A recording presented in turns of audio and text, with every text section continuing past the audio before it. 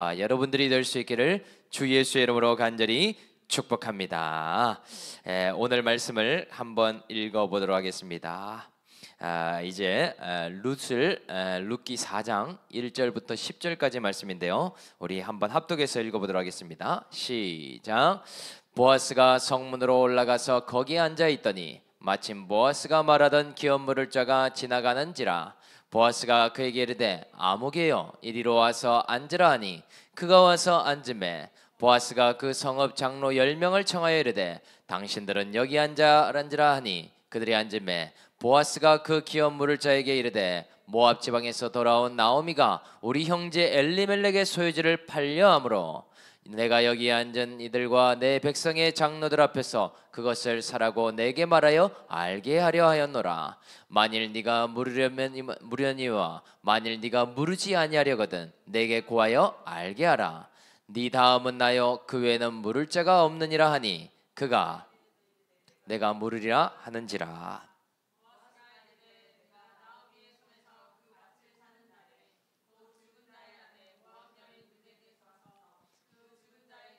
그의 이름으로 세워야 할지니라 하니 물자가 이르되 나는 내 기업에 손해가 있을까요? 나를 위하여 물으지 못하노니 내가 물을 것을 네가 물으라. 나는 물으지 못하겠노라 하는지라.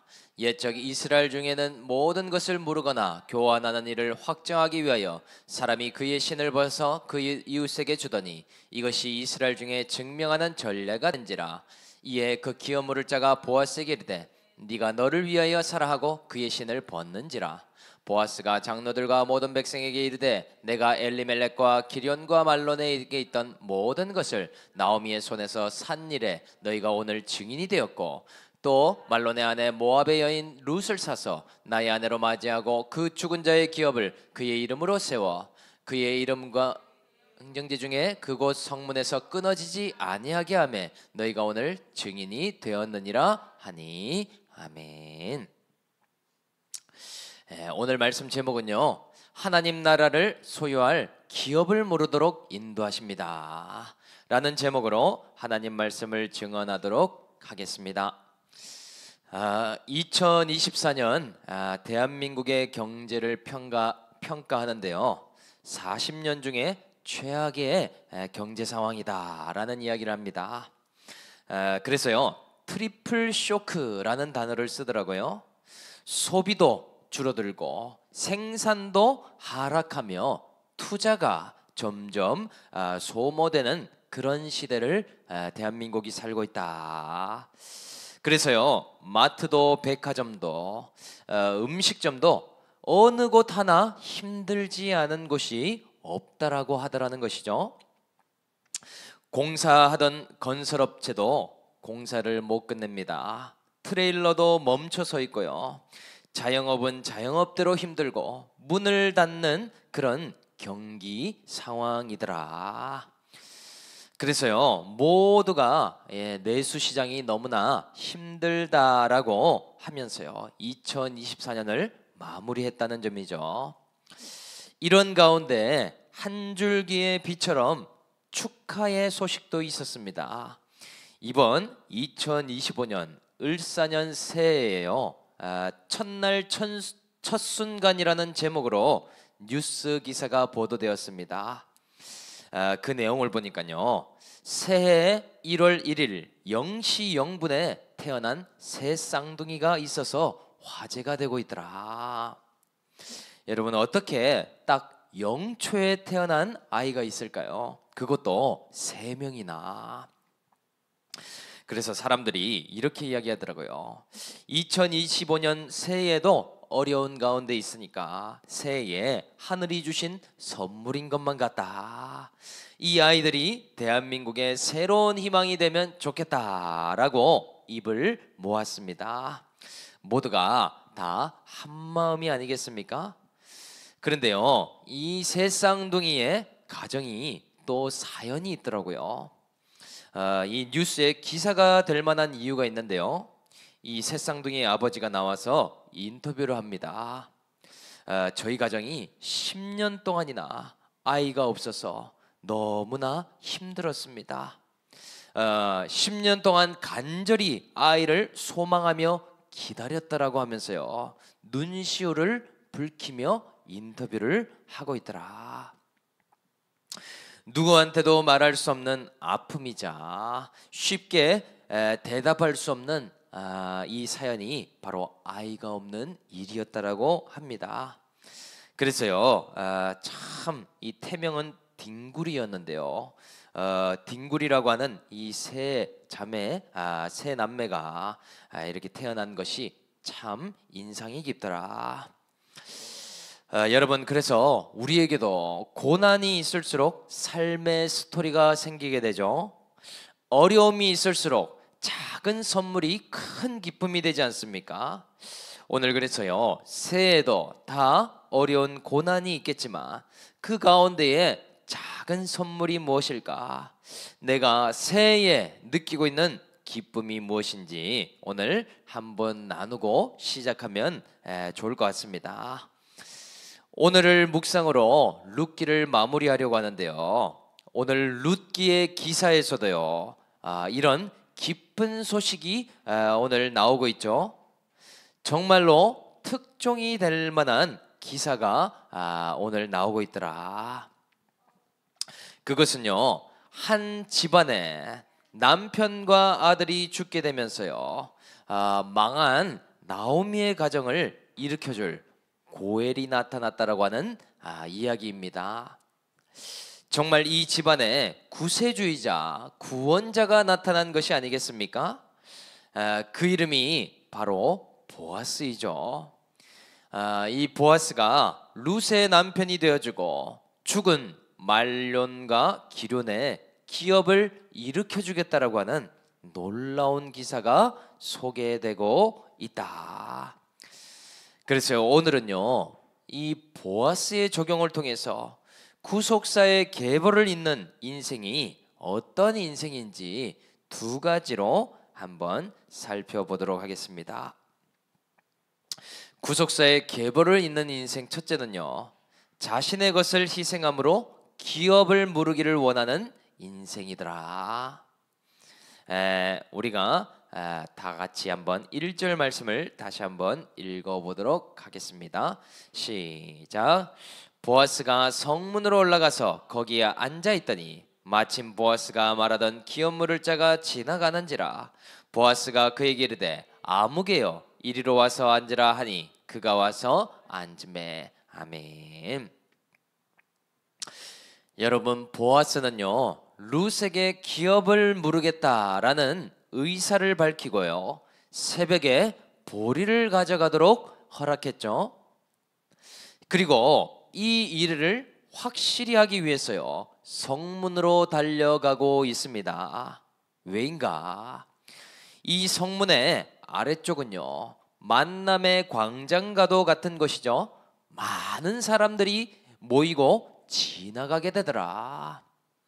또 그리고 위쪽은요, 마치 법원이나 판정을 하는 곳과도 같습니다. 많은 증인들을 세워서요, 의사결정을 하거나 확증을 할 때 이곳에 모여들게 되더라. 그래서 오늘 보아스가 중요한 일을 확증하기 위해서 이 성문으로 가고 있는 것이죠. 그런데 성문 위로 올라가 보니 마침 그때에 아무개가 지나가는 것이 아니겠습니까?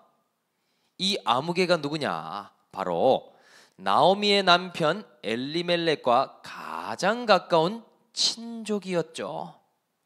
정확한 이름이 나오지 않지만 아무개라고 기록하고 있더라. 그런데 여기 마침 만났다고 되어 있는 것이 무엇을 말하는 것입니까? 우연이 아니라는 것을 의미하는 것이죠.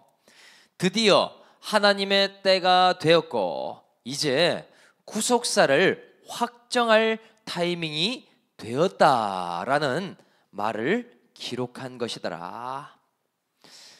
그래서 보아스가요, 이 아무개에게 질문을 하기 시작합니다. 뭐라고 하는가? 3, 4절을 우리가 한번 읽어보겠습니다. 시작. 보아스가 그 기업 물을 자에게 이르되 모압 지방에서 돌아온 나오미가 우리 형제 엘리멜렉의 소유지를 팔려 함으로 내가 여기 앉은 이들과 내 백성의 장로들 앞에서 그것을 알게 하려 하였노라. 만일 네가 물으려면 물으려니와 만일 네가 물으지 아니하려거든 내게 고하여 알게 하라. 네 다음은 나요 그 외에는 물을 자가 없느니라 하니 그가 이르되 내가 물으리라 하는지라. 아멘. 보아스가요 아무개를 왜 찾았는지 차근차근 말해주고 있죠. 우리 형제 엘리멜렉의 소유지를 파는 일 때문에 당신을 찾았다라고 말하지 않습니까?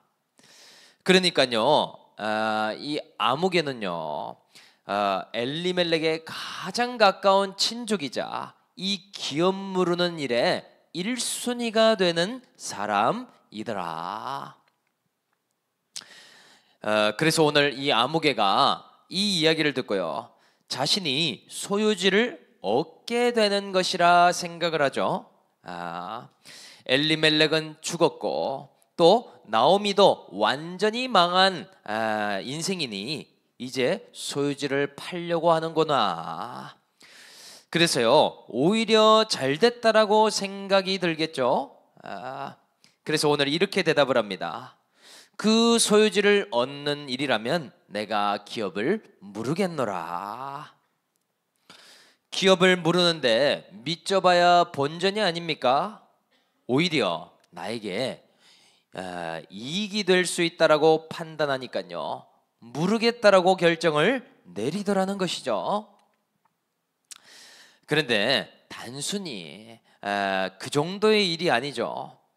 보아스가 너무 선뜻 대답하는 아무개를 보고요 다시 이야기를 합니다.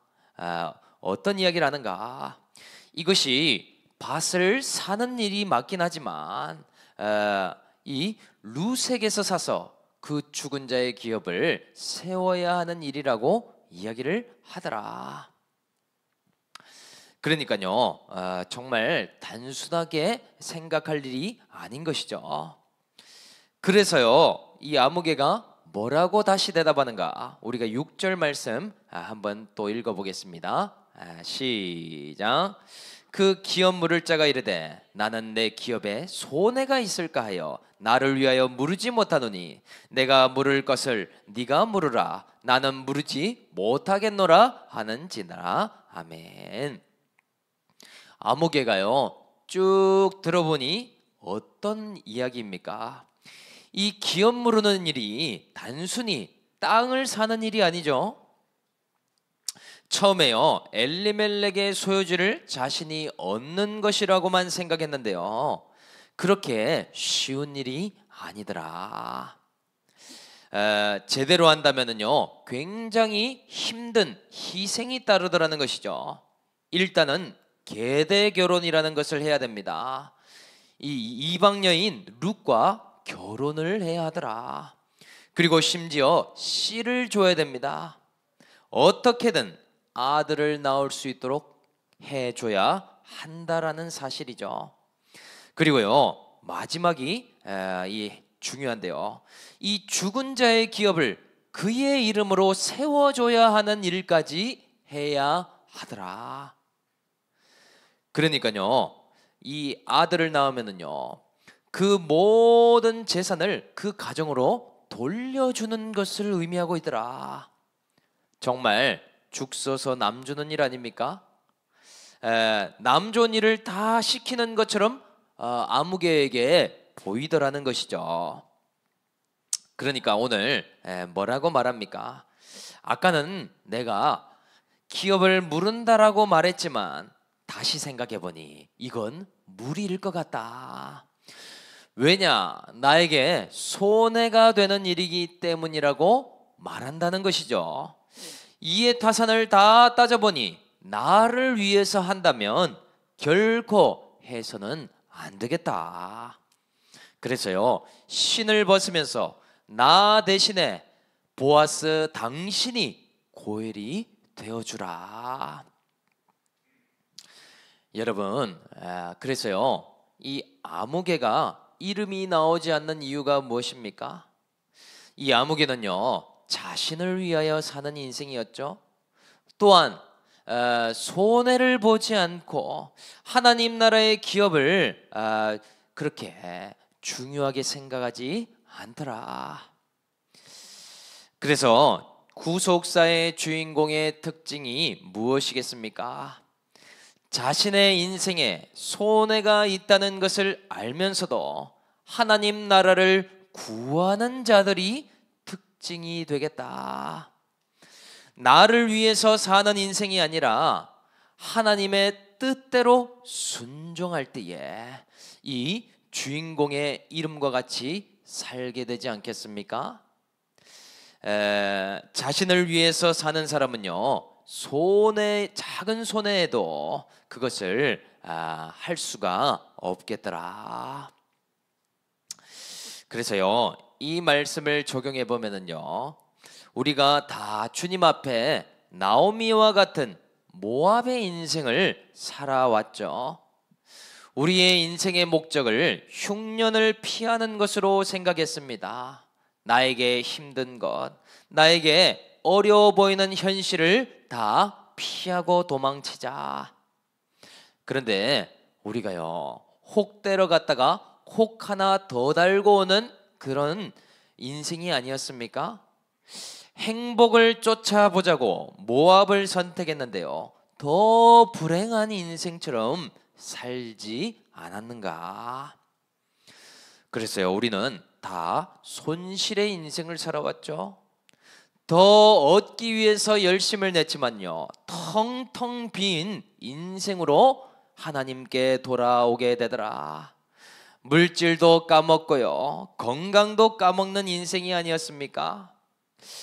죄성과 욕심 때문에 망하는 선택을 계속적으로 해왔더라.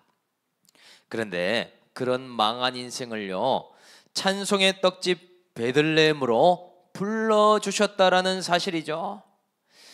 우리의 주님께서요, 남편이 되어주시고 우리의 인생을 핏값으로 사셔서 기업을 물을 수 있도록 인도해 주셨다라는 사실이죠. 여러분, 그런데요, 이렇게 은혜를 입었다면 또한 우리에게 물어보시는 것이 무엇인지 아십니까? 복음을 믿고 구속사의 주인공이 되는 자들에게 반드시 물어보는 질문이 있습니다. 아무개야, 아무개야, 네가 룻과 같이 기업이 끊어진 자들을 위해 기업을 무르는 인생이 될 수 있느냐? 이것을 반드시 물어보신다는 것이죠. 내 인생이 정말 성숙한 신앙이 되고 있는가? 바로 이 질문의 귀로에서 갈라지게 된다라는 점이죠. 그래서 우리의 신앙의 갈림길은요, 죄로 인해 징계받은 자, 불순종으로 인해 죽은 자를 위해서 고엘의 역할을 감당할 것인가 회피할 것인가로 나뉘어지더라. 여러분, 얼마나 많은 크리스천들이요, 성문을 지나듯 교회를 지나가고 있습니까? 우리 모두가요, 그리스도라고 하는 성문을 지나다니는 인생이죠. 그리고 이 보아스가요, 예수님을 표상하는 인물이라고 했죠. 마침 지나가는 길에 나를 콕 집어서 부른다는 것이죠. 누구야, 잠깐 올라와서 이야기 좀 하자. 그러면서 나에게 하시는 말씀이 무엇입니까? 너에게 친족과도 같은 룻을 붙여주려고 하는데 너는 룻과 같은 사람을 위하여 손해볼 수 있는 인생이 되겠느냐? 네가 나오미와 같은 공동체를 위해서 고엘이 되어줄 수 있겠느냐? 반드시 물어보신다는 것이죠. 물론 이 일이요, 잠깐 생각하면 유익이 될 수도 있다라고 생각하지만은요, 그것이 힘든 일일 수도 있는데 괜찮냐라고 하나님이 질문을 하신다. 그래서 많은 믿는 자들이요 그런 환경을 주실 때요 어떤 대답을 하는지 아십니까? 은혜를 잠깐 받을 때는요 못하는 대답이 없겠죠. 주님, 아골골짝 빈들이라도 내가 주님이 가시는 곳이라면 어디든지 가오리다. 거기다가 복 받는다고 하니까요 저를 그곳으로 보내달라고 한다는 것이죠. 그런데 막상요 그 환경에 가면 어떻게 대답을 하는가? 손해보는 상황에 맞닥뜨려지면은요 주님, 사람을 잘못 보신 것 같습니다. 저보고 개척교회에 섬기라니요 저기 있는 다른 사람에게 기업을 물으라고 전해주십시오. 주님, 이런 죽은 자의 기업 같은 공동체를 저보고 살리라니요 제가 신을 벗고 다른 사람에게 줄 테니 저 사람에게 기업을 물으라고 말씀해 주십시오. 죄송합니다, 저는 안 된다라고 대답을 하지 않겠습니까? 그 이유가 무엇인가? 나를 위하여 생각하니 도저히 불가능이라고 대답을 하더라. 이 일이 나에게 손해가 되니 할 수 없다는 것 아니겠습니까?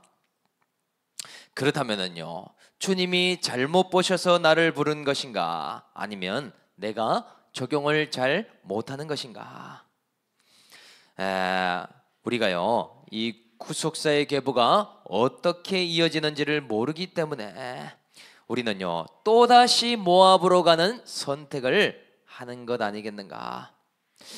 저도 종종 그런 생각을 할 때가 있습니다. 하나님, 제가 왜 개척 목회를 하게 되었을까요? 다른 많은 사람들이 있을 것이고 나보다 사랑 많고 능력 많은 사람이 있을 텐데 저같이 허물 많은 사람을 개척 목회를 시키는 이유가 무엇이 있습니까? 그래서요 신을 벗고 바톤을 다른 사람에게 넘기고 싶은 그런 생각을 할 때가 있겠죠. 그런데요 주님이 질문을 하시는 것이죠. 네가 룻과 같은 가정과 룻과 같은 공동체의 기업을 물러야 될 것이 아닌가? 그 손해보는 일을 통해서 구속사의 계보가 이어지는 일이 있게 될 것이다 라고 말씀하고 계시더라. 저와 여러분들을요 오늘 놓여져 있는 환경이요 이러한 질문의 환경이 아닙니까? 네가 바로 이 끊어진 자의 기업을 물을 수 있는 그런 신앙 고백이 있는가? 오늘 반드시 물어볼 것입니다. 바라기는요 2025년도도 우리의 가정, 우리의 공동체, 나에게 주신 이 기업을요 믿음으로 말미암아 물음으로 이 예수님이 찾아오시는 가정과 가문으로 세워지는 저와 여러분들이 다 될 수 있기를 주 예수의 이름으로 간절히 축복합니다.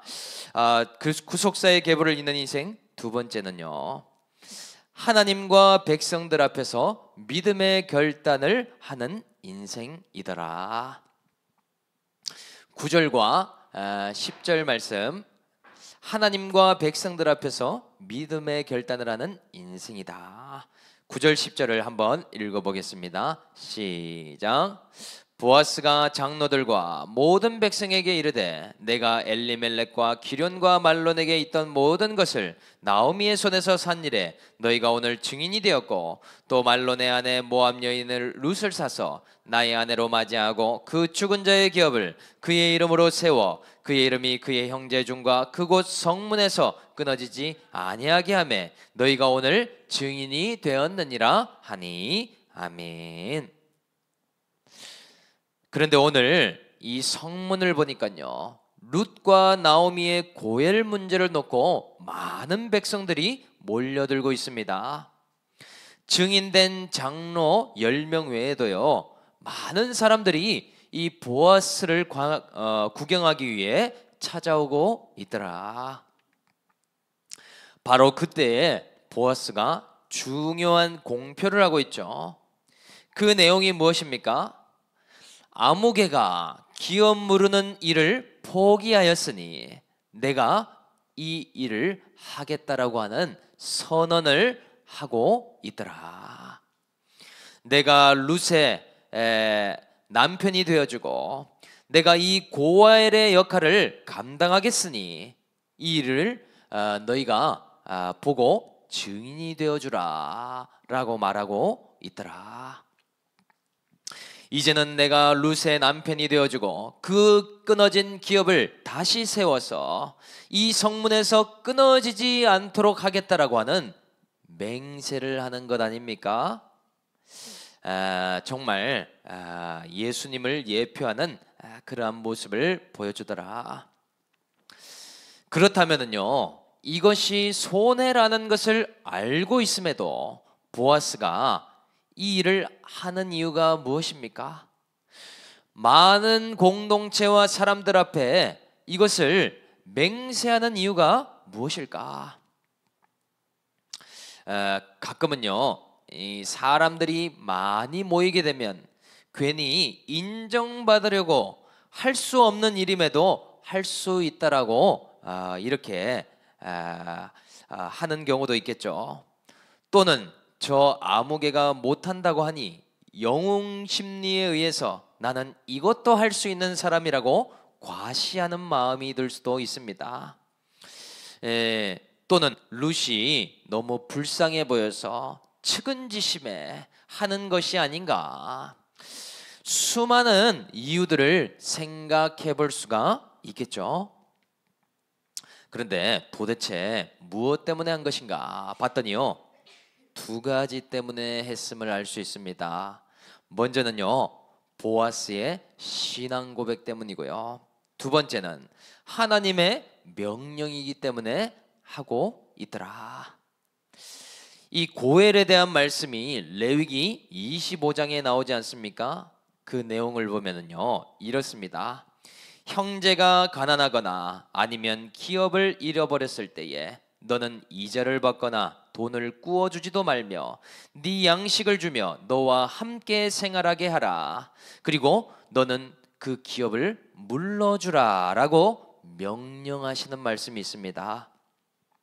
그런데요, 이 레위기에서요, 고엘을 이야기하면서 이것을 해줘야 되는 이유에 대해서도 이렇게 기록을 하고 있습니다.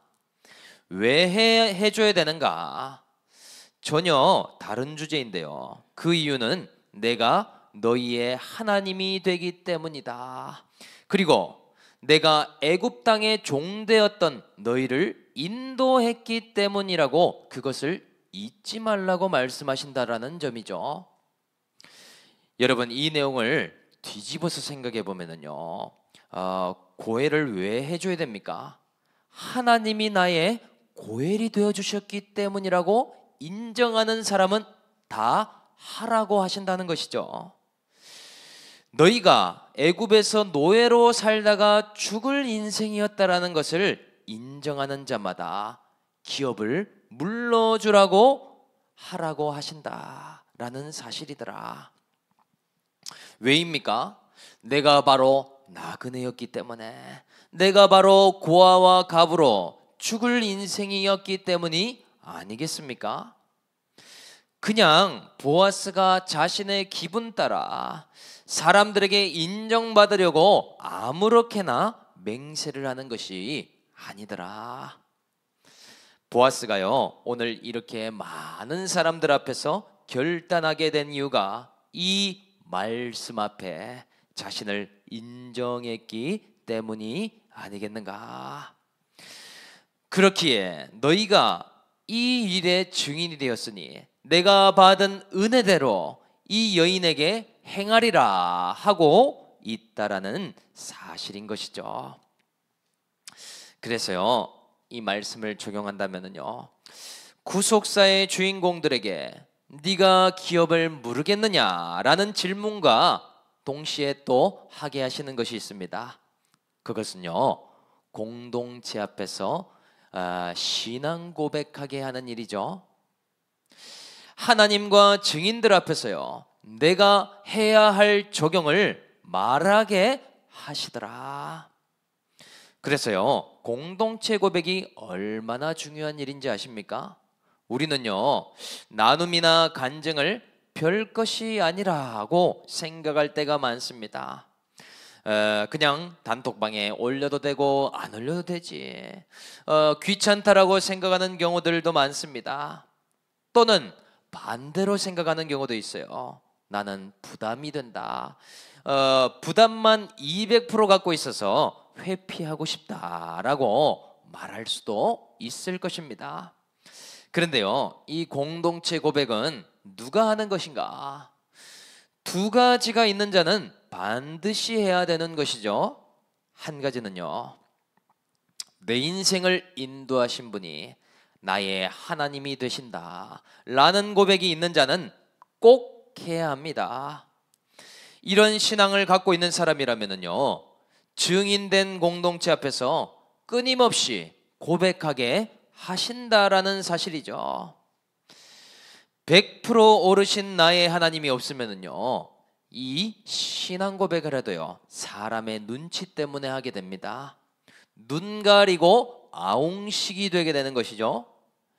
기도를 하는데요, 내가 사람들에게 인정받아야 되는데, 간증을 할 때도요, 사람들에게 내가 너무 이상해 보이지는 않을까, 이러한 것이 포커스가 될 수도 있겠더라. 부끄러움이나 수치를 이야기하는 것이 어렵습니다. 내가 너무 나빠 보이면 어떻게 하나, 내가 저런 사람들에게 인정을 못 받으면 어떻게 하나, 온통 사람을 의식해서 하는 신앙 고백이 될 수도 있겠죠. 그래서요, 하고 나서도 걱정을 하거나, 또 고백하고 한 후에도 무슨 이야기가 나오면 발끈하게 되는 경우도 있지 않습니까? 왜냐? 우리는 사람 때문에 고백하는 것이 아니기 때문이더라. 반드시 나의 하나님 앞에서 먼저 고백해야 사람들 앞에서도요, 넘어설 수 있는 그런 신앙이 되겠다. 그리고 또 한 가지가 있습니다. 바로 죄인된 나를 인정하는 자만이 할 수 있더라. 바로 내 자신이요, 종살이하다가 죽을 인생이었는데 살려주셨음을 인정할 때 고백할 수 있는 것이죠. 우리는요, 인생에서 하나님이 주신 것을 다 까먹는 인생이 아니었습니까? 내게 주신 물질도 까먹고 또 건강도 다 까먹었잖아요. 물질의 신앙 고백도 없고 내 마음대로 하다가 밑 빠진 독에 물 붓는 일을 하던 자들이 아닙니까? 모압에서 종살이 하다가 텅 비어 돌아온 자가 나다라는 사실을 인정하는 사람은요, 고백하게 되어 있더라. 그래서요, 신앙 고백의 중요한 공식이 한 가지 있는데요, 내 죄가 깨달아진 만큼 은혜의 크기가 보여진다라는 사실입니다. 내가 어떠한 인생을 살아왔는지를 깨닫게 된 사람은요, 하나님이 나에게 어떤 은혜를 주셨는지 또한 보여지게 되더라. 그래서요, 죄가 더한 곳에 은혜가 더해진다라는 사실을 우리는 보게 되는 것이죠. 나의 죄성을 발견한 사람은요, 지금 현재가 당연한 것이 아니라는 것을 발견할 수 있습니다. 나의 죄의 크기만큼요, 하나님이 나의 인생에 담겨주신 큰 은혜를 보게 되기 때문이 아닙니까? 이러한 신앙 고백이 없다면요, 우리는 자만함에 빠지게 되겠죠. 내가 내 힘으로 살아온 것 아닌가? 내가 뼈 빠지게 일해서 돈 벌고 집을 샀지, 무슨 하나님이 은혜를 주셨나? 이러한 교만에 빠지지 않겠습니까? 이러한 상태에 있다면 무슨 기업을 물으며 어떤 신앙 고백을 할 수 있겠는가? 여러분, 하나님은요, 우리의 죽을 인생을 고엘이 되어 주셔서 기업 물을 수 있도록 인도해 주셨다라는 사실이죠. 내가 정말 모압에서 망할 인생이었는데 나를 건져주시고 구원해 주시지 않았습니까? 그랬어요. 네 옆에 있는 그런 룻과 같은 한 사람을 너에게 대하듯이 내가 너에게 은혜 주었듯이 행하라고 말씀하시더라. 여러분, 2025년 우리 올리브 공동체에 하나님을 힘있게 의지하면서 해야 할 적용이 무엇이겠습니까? 우리는요, 이 끊어진 자의 기업을 물을 수 있는 그런 적용을 해 나가야 되겠더라. 또한 올리브 공동체에 나의 신앙 고백, 하나님과 공동체 앞에서 해야 할 적용들을 고백하며 나아가야 되겠더라. 이러한 고백이 있을 때요, 2025년 새해에 예수님의 계보를 잇는 놀라운 일이 우리 가정과 우리 집안에 나타나게 될 줄로 믿습니다. 눈에 보이는 것 없고 현실에 나타난 것이 없어도 말씀대로 그대로 우리의 삶에 일어나게 될 줄 믿습니다. 그러한 구속사의 주인공이 다 되어서 우리 모두가 예수님을 나타내고 예수님이 찾아오는 그런 가문이 될 수 있기를 주님의 이름으로 간절히 축복합니다. 오늘 말씀을 생각하면서요, 한번